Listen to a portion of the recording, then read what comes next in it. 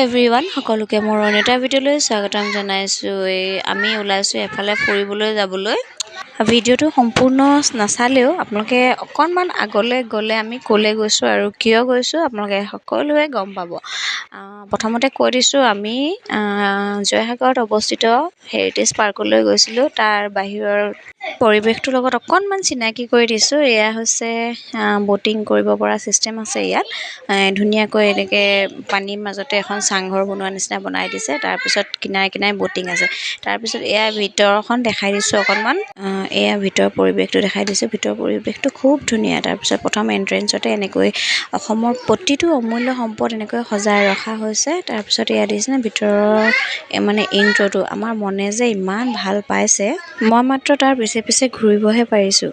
দেখিছেনে, সি যিমান ঘূৰিছে তাৰ ডাবুল মই ঘূৰিছোঁ নেকি। তাৰপিছত এয়া আচল কাৰণটো হৈছে আজি হৈছে আমাৰ ভাইটি মানে দেওৰৰ জন্মদিন। তাৰপিছত যোৱা বছৰ আমি যেনেকৈ জঞ্চকাইলৈ গৈছিলোঁ, এইবাৰ তেনেকৈ বোলে মাইনাই বোলে ব'লক আমি হেৰিটেজ পাৰ্কলৈ যাওঁ।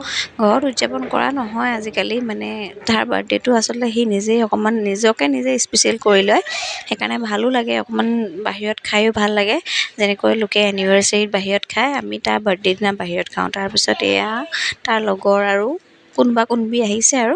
তাৰপিছত এইফালে মা আছে, বন্ধু আছে, তাৰপিছত ময়ো আছোঁ আৰু লগৰ দাদা এজন আছে। তাৰপিছত এতিয়া খাবলৈ যিহেতু অৰ্ডাৰ দিলোঁ, খাবলৈ আহিবলৈ সময় আছে বহুত, সেইকাৰণে এতিয়া বোলো বাহিৰৰ পৰিৱেশটো অকণমান ফুৰোঁ।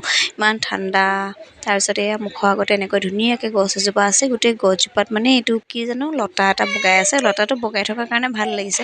তাৰপিছত মাজে মাজে লাইটো দি দিছে। তাৰপিছত এনেকৈ প্ৰাকৃতিক পৰিৱেশ উপভোগ কৰিবৰ কাৰণে ধুনীয়াকৈ 2-3খন চকী দি দিয়া আছে। এয়া দেখিছেনে, এইখন চকীখন ইমান ধুনীয়াকৈ বহিব পাৰে, মানে বাহিৰৰ বতাহ খাই খাই বহোঁ বুলি ক'লেও পাৰি। তাৰপিছত এইফালে ভিতৰৰ অৰ্ডাৰ দিয়া বস্তু আহি পালেহি। আমি অৰ্ডাৰ দিছিলোঁ মটন বিৰিয়ানী আৰু মাৰ কাৰণে ভেজ পোলাও, লগতে হাঁহ মাংস। মায়ে যিহেতু মটন নাখায়। আজিলৈ ইমানেই, বাই।